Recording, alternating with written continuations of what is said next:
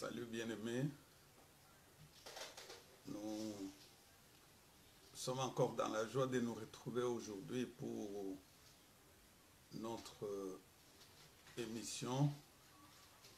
Nous commençons par la prière. Éternel notre Dieu de grâce, nous te sommes très reconnaissants pour ce temps favorable. Tu as voulu que nous puissions nous retrouver en ce moment. Nous te recommandons la parole qui va sortir aujourd'hui, que le Saint-Esprit de Dieu nous assiste, soit le meilleur enseignant.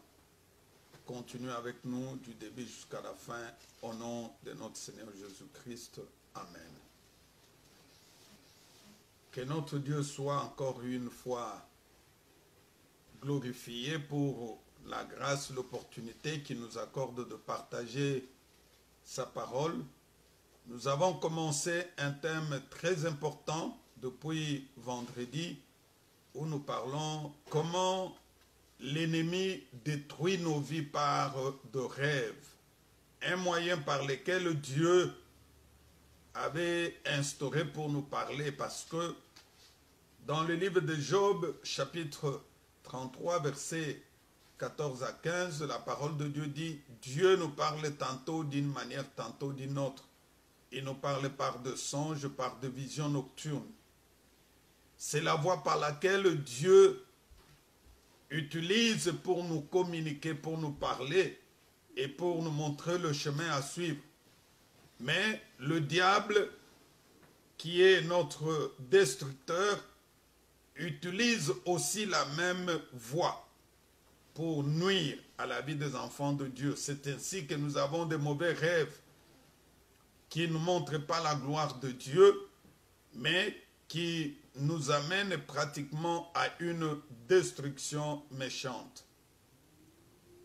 Nous entamons le deuxième point qui est intitulé « Les sources des songes ». D'où proviennent les songes que nous recevons tout le temps? Parce que nous devons effectivement savoir les sources des songes.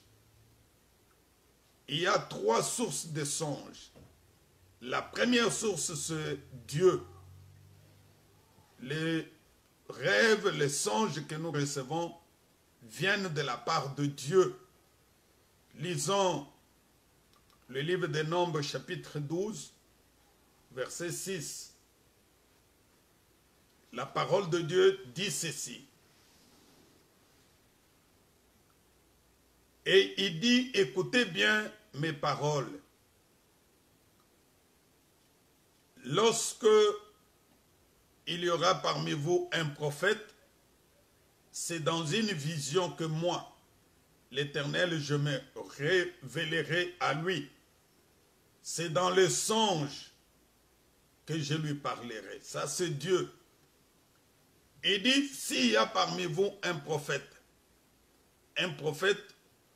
c'est un serviteur de Dieu, un instrument que Dieu utilise pour communiquer le message à son peuple, pour prévenir, pour montrer la voie aux enfants de Dieu.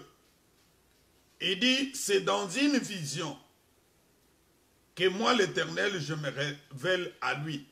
Les prophètes peuvent recevoir une vision, qui peut être une vision nocturne, tout comme pendant la journée aussi, les prophètes reçoivent une vision.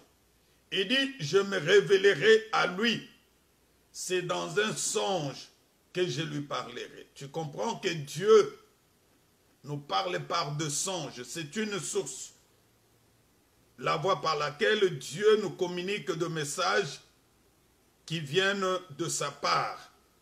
Dieu nous parle pour nous rassurer, parce que nous sommes ses enfants. Dieu doit effectivement nous rassurer. Et il utilise les songes pour nous rassurer. Ça, c'est la première des choses. Deuxièmement, il utilise les songes pour déterminer notre destin, pour déterminer notre destinée. Il peut nous communiquer le message par les songes. Et ce que la personne a vu, c'est ce qui pourra, c'est ce qui va se réaliser dans sa vie future. J'aimerais qu'on lise dans les livres de Genèse chapitre 37, on verra quelqu'un qui avait eu un songe. Et ce songe racontait sa destinée. Ce songe montrait effectivement ce qu'il devrait devenir. Genèse chapitre 37, à partir de verset 5 jusqu'au verset 11. La Bible dit, Joseph eut un songe et il raconta à ce frère qui les haïrent encore davantage. Il leur dit, écoutez donc ce songe que j'ai eu. Il a eu le songe pendant la nuit, mais quand il s'est réveillé le matin, il a pu commencer à expliquer, à relater, à raconter à ses frères les songes qu'il avait eus. Il dit, nous étions alliés de gerbes au milieu de champs, et voici ma gerbe s'éleva et se tint debout, et vos gerbes l'entourèrent et se prosternèrent devant elle. Ses frères lui dirent, est-ce que tu régneras sur nous? Est-ce que tu nous gouverneras? Et ils les haïrent encore davantage à cause de ses songes et à cause de ses paroles. Il y eut encore un autre songe, ça c'est le deuxième. Et il le raconta à ce frère. Il dit, j'ai eu encore un songe. Et voici le soleil, la lune et 11 étoiles se prosternaient devant moi.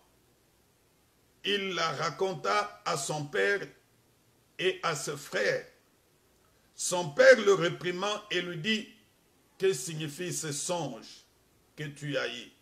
Faut-il que nous venions, nous, moi, ta mère et tes frères, nous prosterner en terre devant toi? Et ce frère eut de l'envie contre lui, mais son père garda le souvenir de ce songe. Bien-aimés, je voudrais vous dire que lorsque Joseph a eu ce songe, il avait l'âge de 17 ans. Il a eu le premier songe. Et déjà au départ, ses frères ne l'aimaient pas parce que son père l'avait eu dans sa vieillesse. Et comme il aimait plus Joseph, il lui fit une tunique à plusieurs couleurs. Et c'est ce qui avait créé la jalousie au milieu de ce frère.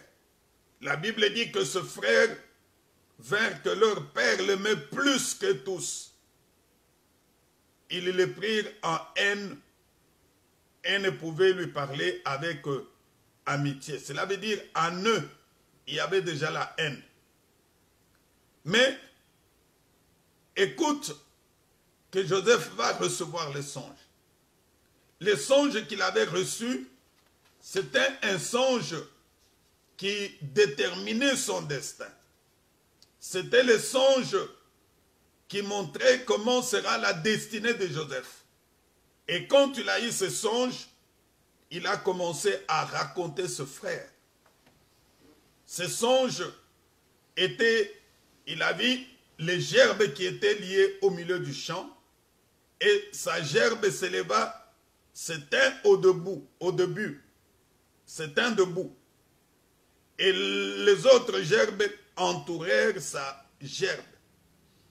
Lorsqu'il a parlé à ses frères, ils ont tous réagi en lui disant, est-ce que tu régneras sur nous? Et c'est ainsi que tous l'ont haï à cause du songe qu'il a eu. Mais comme Dieu reste Dieu, il ne pouvait pas se limiter là-bas parce que les autres avaient une réaction si mauvaise vis-à-vis de lui. Or, Dieu lui communiquait le message. Dieu était en train de déterminer comment sera la destinée de Joseph. C'est ainsi qu'il a eu le deuxième songe. Et cette fois-là, il va appeler, il va raconter à son père. Il dit, j'ai vu le soleil et la lune, et 11 étoiles se prosterner devant moi. Et quand il a raconté le songe à son père et à ce frère, d'ailleurs son père l'a réprimé. Mon frère, j'aimerais te dire que Dieu va commencer à te révéler, à te montrer des choses dans les songes qui vont créer la jalousie dans la vie de plusieurs personnes. Mais comme ce sont de révélations qui viennent de la part de Dieu pour déterminer ta destinée, pour te montrer la voie à suivre, ne sois pas effrayé, n'ayez pas peur, parce que quelque chose qui vient de Dieu finira toujours par s'accomplir. Et quand il raconte, son père le réprime et il dit que signifie ce songe. Faut-il que nous venions, moi, ta mère et tes frères, se prosterner devant toi? Pendant qu'il donnait ce message, personne ne pouvait songer un jour que Joseph va prendre la charge et la responsabilité de sa famille. Aujourd'hui, je sais que le Seigneur est en train de te révéler, de te montrer des choses en songe. Peut-être que tu ne comprends pas, mais que tu finiras comprendre par après. Et lorsque tu reçois un songe qui vient de la part de Dieu, ne cherchez pas à l'interpréter toi-même. Si tu n'as pas une interprétation, une révélation quelconque qui vient de la part de Dieu, mets-toi à genoux, prie. Dieu finira toujours par te parler et il finira par te communiquer le message.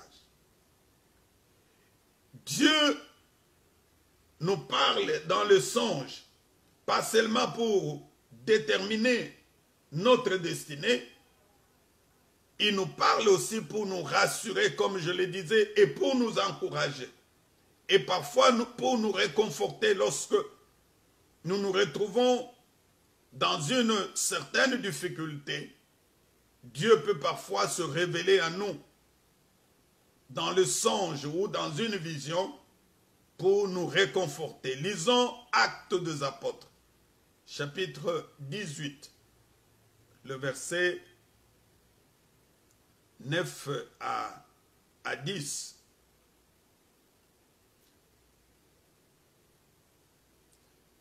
La parole de Dieu dit ceci.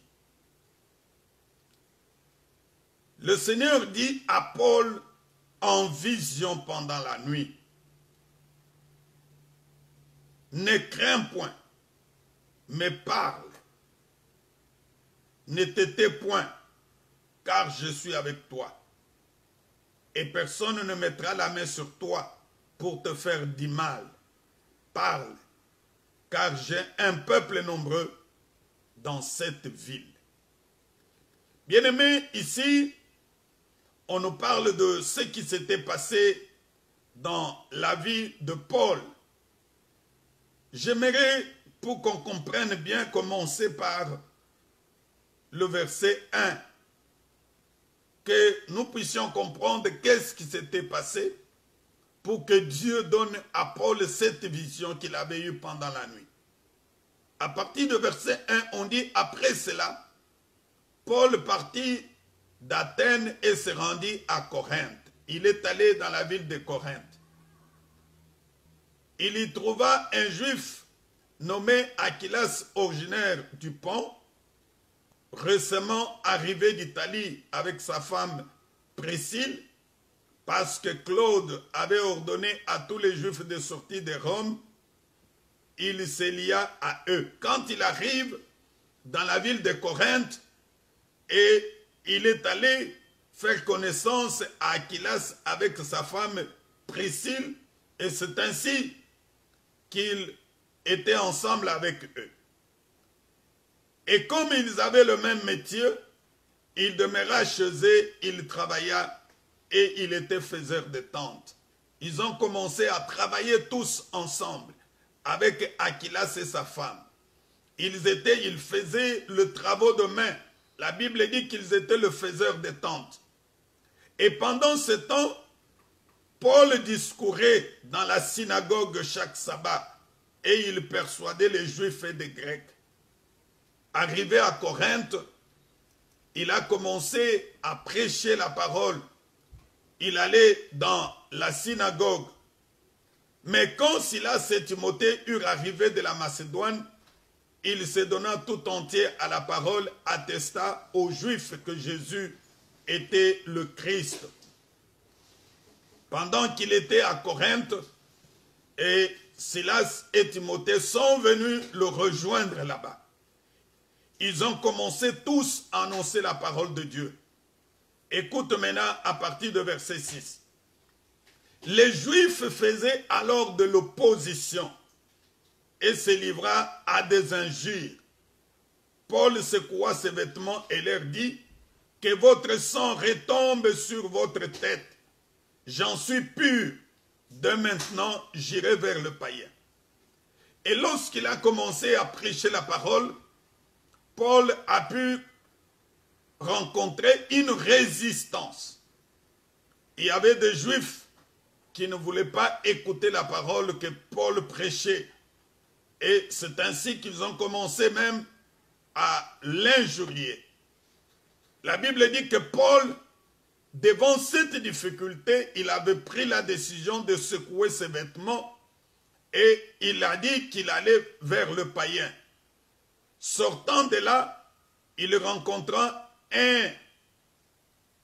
il entra chez un Justus nommé homme craignant Dieu dont la maison était contiguée à la synagogue. Et cependant, Suppice, le chef de la synagogue, crut au Seigneur avec toute sa famille, et plusieurs Corinthiens qui avaient entendu Paul crurent aussi et furent baptisés. Paul a commencé à prêcher la parole, et quelle que soit la résistance qu'il avait rencontrée, mais Dieu se manifestait dans le ministère de Paul. Mais quel que soit cela, Paul commençait à s'affaiblir parce qu'il rencontrait une résistance. Et c'est ainsi que Dieu, qui savait que Paul était parti à Corinthe pour une mission et que nombreux devraient se convertir et que Corinthe devrait recevoir la parole de Dieu, le Seigneur va lui apparaître la nuit dans une vision. Et il lui dit, ne crains point. C'est pendant qu'il dormait. Tu peux recevoir une vision, qu'on appelle une vision nocturne, tu peux recevoir un songe. Dieu lui dit, ne crains point, mais parle, ne t'étais pas. Il ne faut pas craindre, quelle que soit la résistance. Tu comprends que les songes, le rêve aident aussi les enfants de Dieu à nous rassurer. Tu peux te retrouver dans une situation moins confortable. Tu peux te retrouver dans une situation où parfois tu commences à avoir peur. Tu te poses la question, est-ce que Dieu est avec moi? Est-ce que Dieu est en train de se manifester dans ma vie? Oui, quand Dieu te parle par une vision, quand Dieu te parle par un songe, automatiquement ça te rassure. Et voilà que Dieu parle à Paul. Il dit, je suis avec toi. Personne ne mettra la main sur toi pour te faire du mal. Parle, car c'est un peuple nombreux. J'ai un peuple nombreux dans cette ville. Et lorsque Paul a reçu cette vision qui venait de la part de Dieu, la Bible dit, il demeura 1 an et 6 mois enseignant parmi les Corinthiens la parole de Dieu.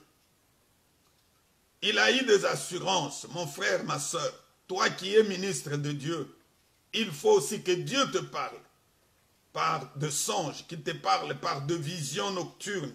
Ça pourra te rassurer dans ton ministère, ça pourra encore te réconforter. Tout enfant de Dieu doit effectivement recevoir des songes, des visions qui viennent de la part de Dieu. Parce que quand ça vient de la part de Dieu, c'est une bonne chose. Ça nous montre effectivement que Dieu est avec nous, ça nous rassure. Et c'est ce qui a fait que Paul a pu effectivement rester longtemps dans cette ville jusqu'au moment où les Juifs se sont soulevés contre lui et ils l'ont amené devant le tribunal. Mais Dieu lui avait déjà rassuré. Un moyen par lequel Dieu nous rassure, Dieu nous encourage et Dieu nous réconforte. Les songes aussi, c'est un moyen par lequel Dieu nous donne et nous indique la voie à suivre. Cela veut dire, tu te retrouves devant deux chemins. Tu te poses des questions, quel chemin dois-je prendre? Mais quand tu rentres devant la face de Dieu, Dieu aussi peut te parler par le songe. Et quand tu te parles par le songe, il t'indique la voie à suivre et il te montre là où tu peux partir et ce que tu peux faire. Lisons dans le livre de Genèse chapitre 28 à partir de verset 10. Quelqu'un qui avait eu un songe. Et ce songe, Dieu lui a parlé pour lui montrer le chemin, pour lui montrer la voie à suivre. Et lorsqu'il a suivi ce que Dieu lui a dit, il a connu le succès dans sa vie. La Bible dit que Jacob est parti de Beersheba et s'en alla à Charan. Il arriva dans un lieu où il passait la nuit, car le soleil était couché.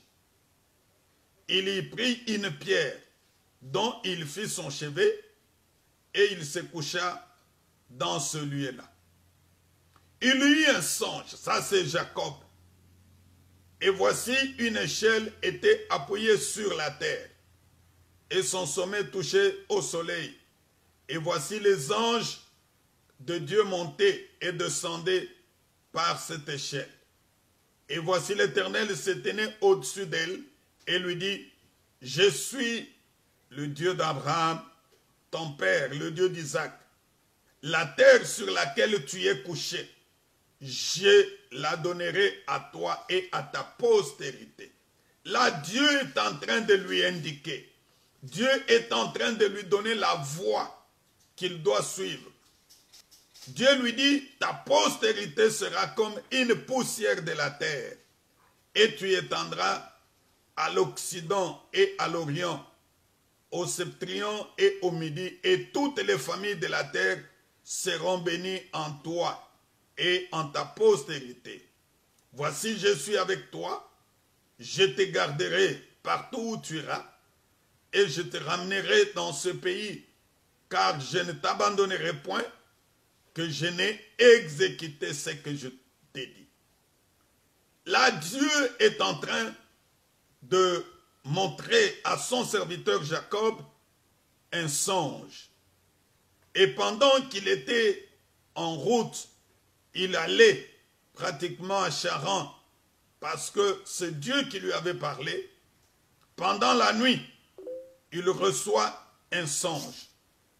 Et il a vu une échelle qui était appuyée sur la terre et son sommet touchait le soleil. Et voici les anges de Dieu montaient et descendaient. C'est ainsi que Dieu a commencé à lui parler. Dieu lui donne le chemin, Dieu lui indique la voie. Il lui dit, je suis l'Éternel, le Dieu de tes pères. Il dit, cette terre où tu es couché maintenant, je la donnerai à toi et à ta postérité. Mon frère, ma soeur, je voudrais te dire encore une fois que Dieu nous parle par des songes. Il nous parle par des visions nocturnes. Et surtout, pour nous donner le chemin, pour nous indiquer. Mais on n'y prend point garde. Il y a des choses que Dieu t'avait parlé. Il y a des choses que Dieu t'avait révélées. Mais peut-être tu as négligé. Peut-être tu as oublié.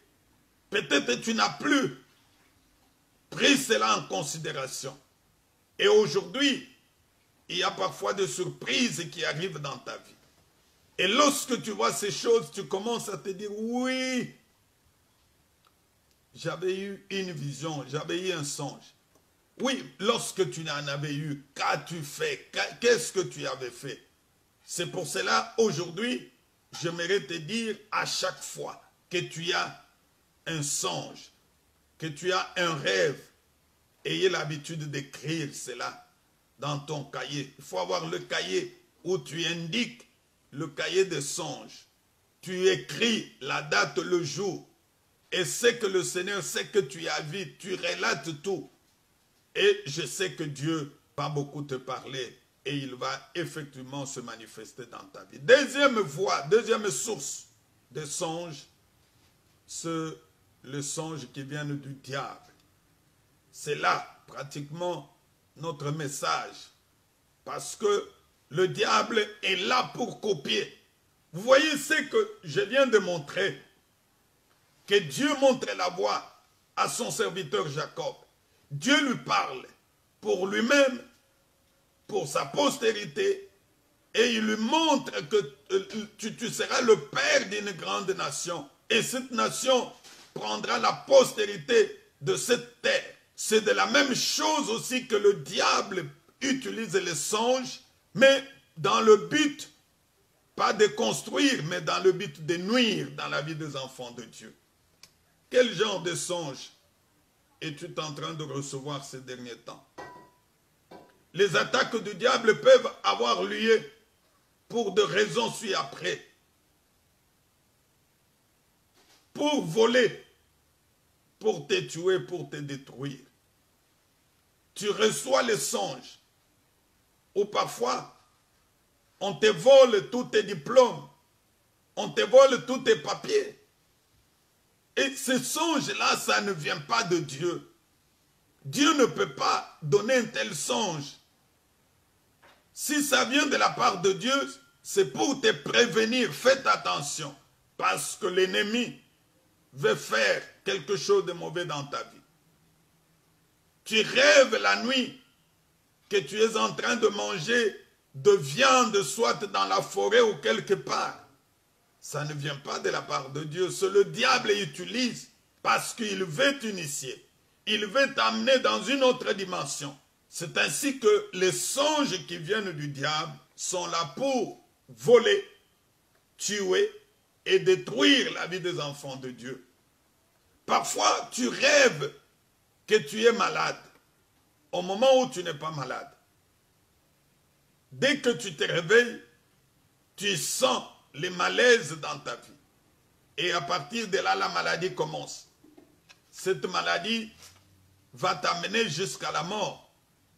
Tu comprends que le diable utilise les songes pour nous infliger pratiquement des maladies.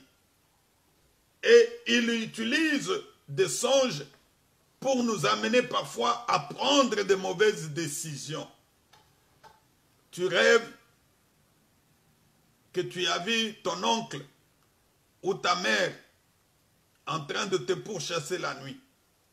Mais au lieu de chercher le vrai discernement, tu vas te dire, c'est ma mère qui est ma sorcière. Et d'ailleurs, à partir d'aujourd'hui, je ne la verrai plus. Je ne lui donnerai absolument rien. Qui t'a dit réellement que c'est ta mère qui est la sorcière? Parce que le diable peut utiliser son visage. Le diable peut utiliser la physionomie de quelqu'un qui est dans une faiblesse spirituelle pour commencer à te traquer. Mais si tu n'as pas l'Esprit de Dieu, que tu n'as pas le discernement, tu vas accepter en disant que ma mère est sorcière, mon frère est sorcier. Et tu prends distance, tu ne veux plus fréquenter la personne. Et à ce moment-là, c'est le diable qui se réjouit. Parce qu'il sait qu'une famille divisée ne peut jamais subsister. Tu peux rêver peut-être ta propre femme en train de te faire du mal. Ou bien elle a le couteau. Cela ne veut pas dire que tu dois la nuire. Ou tu dois prendre la décision de te séparer avec elle. Pour dire désormais, à partir d'aujourd'hui, plus question. Telle que je l'ai vue en songe, c'est elle qui est la sorcière. C'est elle qui est à la base de tous les malheurs qui m'arrivent, qui arrivent dans ma famille. Non. Ça ne doit pas être une telle attitude. Ça peut être vrai qu'effectivement, elle est sorcière, mais parfois inconsciente. Ou elle est sorcière consciente. Mais Dieu te montre cela pour que tu pries pour ta femme, pour ton mari, afin de l'amener à la délivrance. Mais toi, tu vas prendre une décision qui n'est pas digne, qui n'est pas propre pour un enfant de Dieu. Ce n'est pas une bonne chose. Les songes qui viennent du diable ont toujours la mission de diviser les enfants de Dieu. Ont la mission de séparer. Ont la mission de détruire. Mais je voudrais t'annoncer, mon frère, ma soeur, que le but de cet enseignement, c'est de réveiller ta conscience.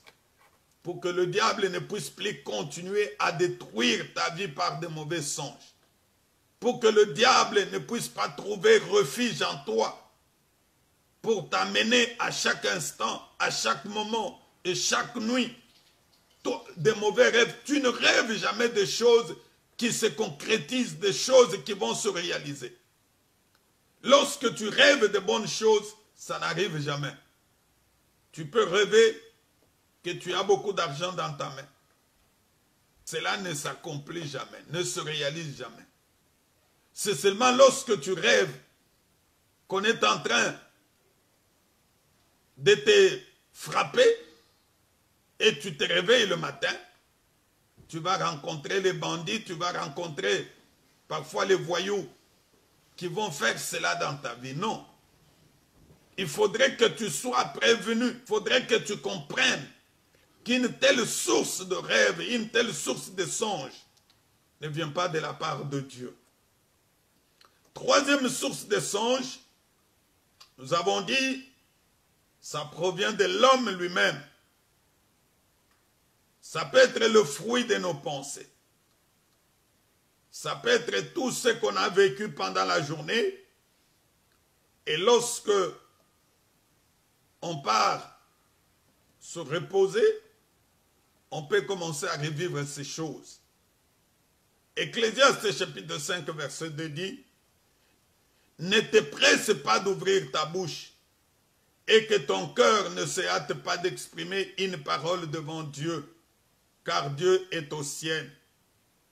Et toi sur la terre, que tes paroles soient donc plus nombreuses. » Verset 3. « Car si les songes naissent de la multitude des occupations, la voix de l'insensé se fait entendre dans la multitude des paroles. » Tu peux travailler toute la journée. Tu étais du matin au soir debout, tu montes, tu descends, tu reviens. Effectivement, quand tu vas te reposer, tu peux commencer à revoir ces choses. C'est tout à fait normal. À cause de la multitude d'occupations, cela peut engendrer des songes dans ta vie. Je parle sur le troisième point, les types de songes. Là, c'est très très important. Nous avons des types de songes. Nous avons des songes évidents et des songes symboliques. Qu'est-ce qu'on entend par les songes évidents? C'est le type de songe qui ne nécessite pas l'interprétation.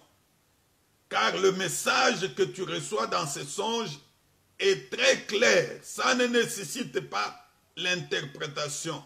Le message est très clair. Genèse chapitre 20, verset 3. Écoute ce qu'on dit. Je commence par le verset 2. Non, le verset 1. Abraham partit de là pour la contrée du Midi. Il s'établit entre Kadès et Chour et fit un séjour à Guérar. Abraham disait de Sarah, sa femme, c'est ma sœur. Abimelech, roi de Guérara, fit enlever Sarah. Le verset 3. Alors Dieu apparut en songe à Abimelech pendant la nuit et lui dit, voici tu vas mourir à cause de la femme que tu as enlevée, car elle a un mari.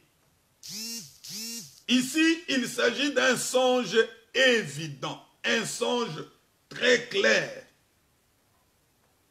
Lorsque Abimelech avait pris Sarah, la femme d'Abraham, parce qu'Abraham avait peur d'être tué, il va mentir pour dire que Sarah était sa sœur et pourtant c'était sa femme.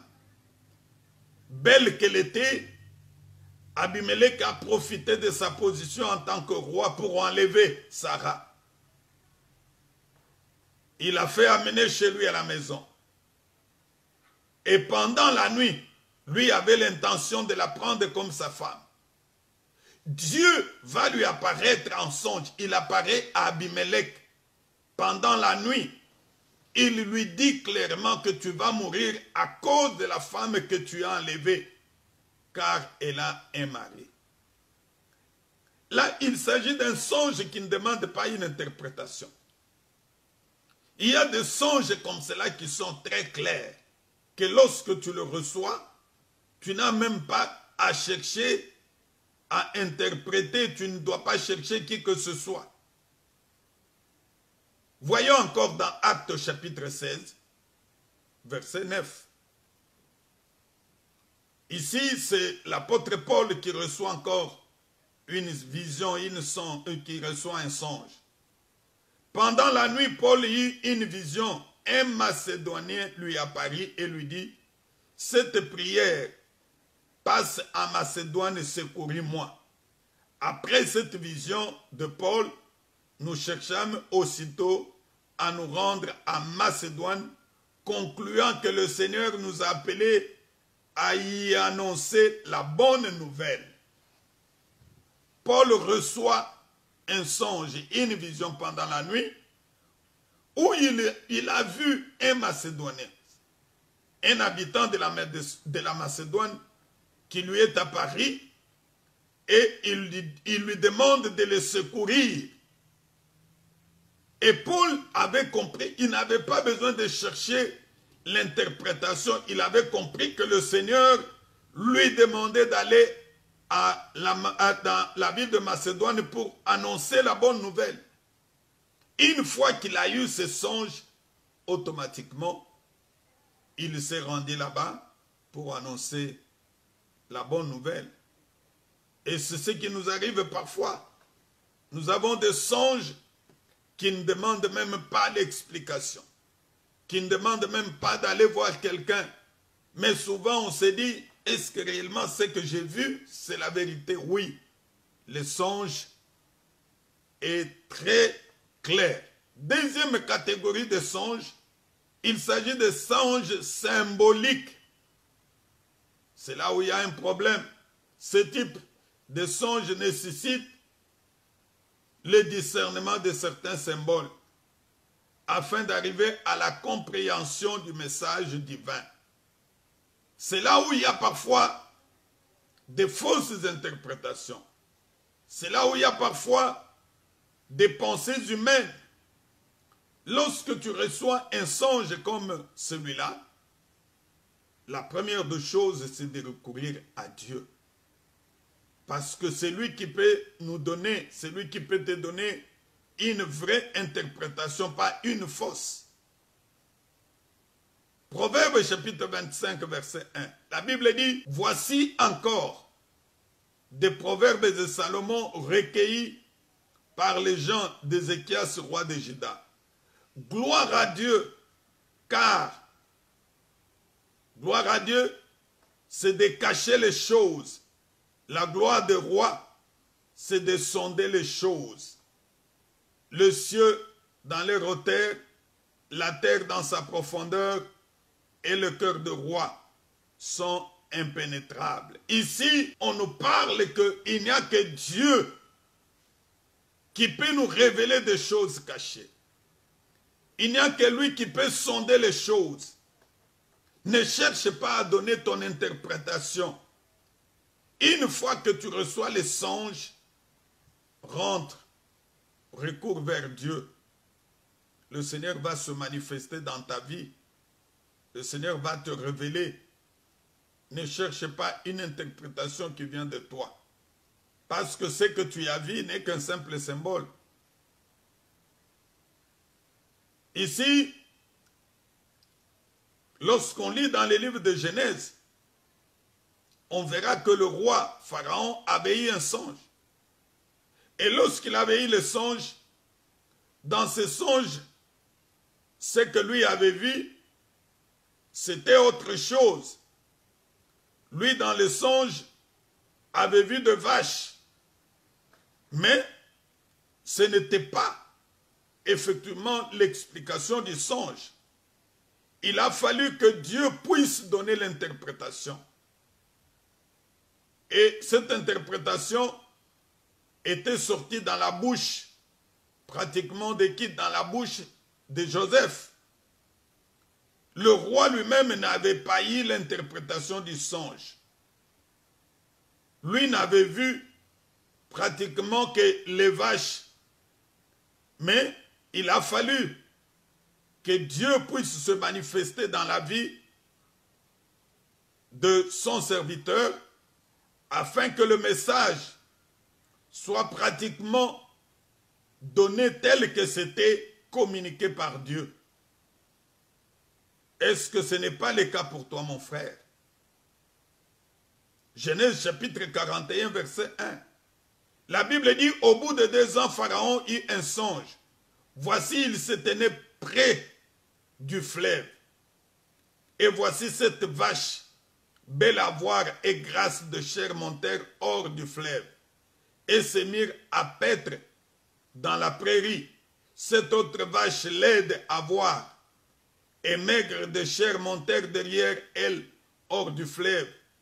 Et ils se mirent à leur côté sur le bord du fleuve. Les vaches laides à voir et maigres de chair mangèrent les 7 vaches belles à voir et graisses de chair, et Pharaon se réveilla. Il a vu le songe, mais c'était un songe symbolique.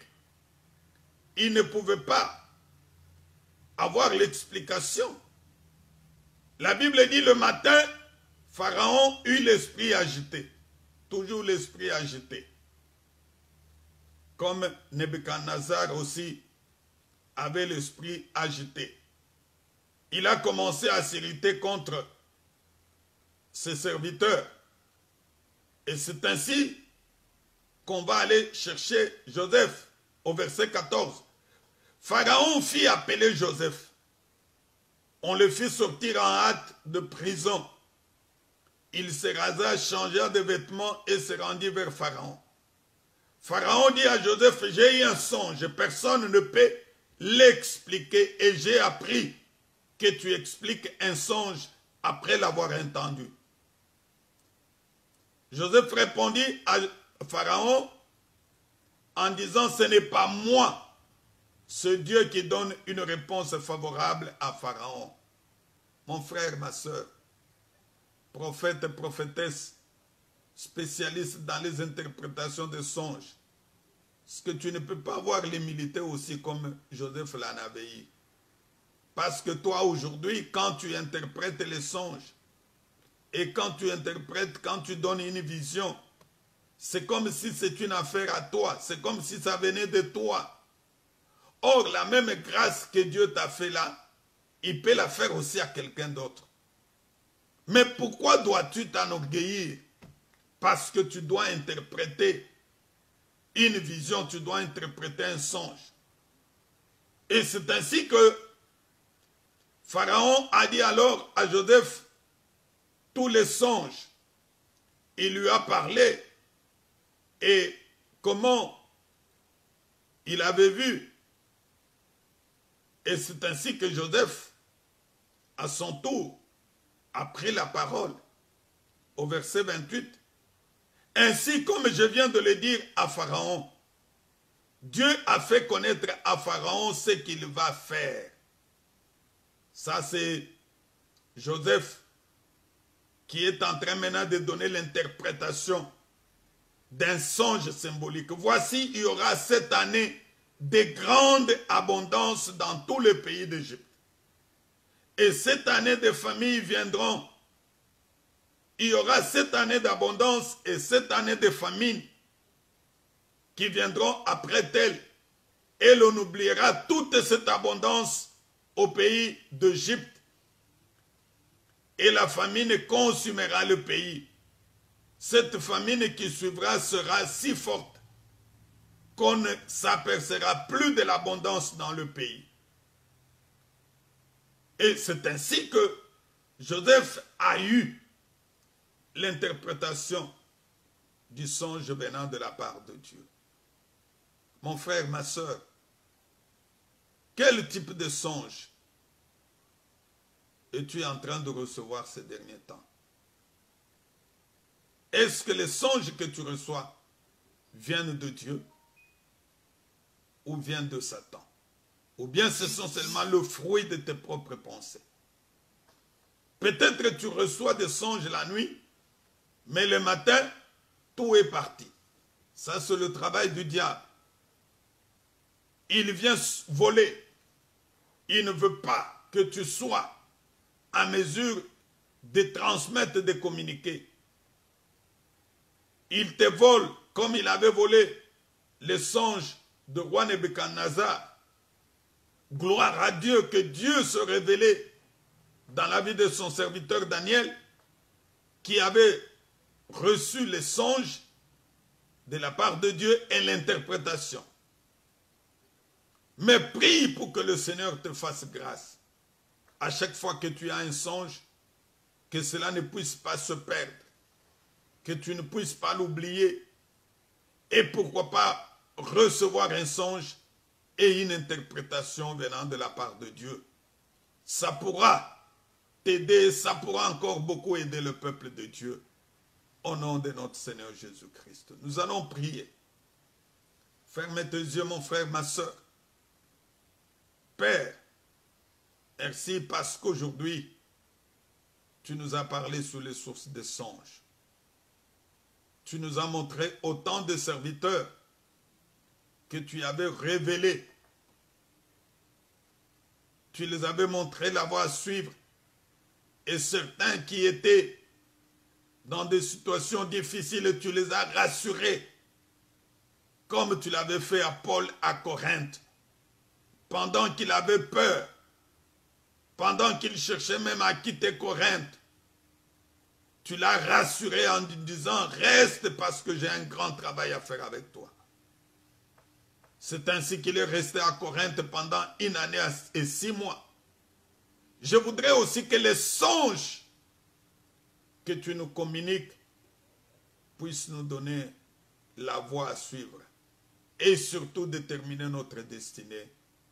Au nom de notre Seigneur Jésus-Christ. Amen. Que mon Dieu vous bénisse. Tu peux partager ce message. Tu peux aussi t'abonner sur notre chaîne YouTube Cité de la Gloire de Dieu. Nous sommes là chaque mercredi, chaque vendredi et dimanche. Et je sais que Dieu va te bénir. Que mon Dieu vous bénisse encore. Amen.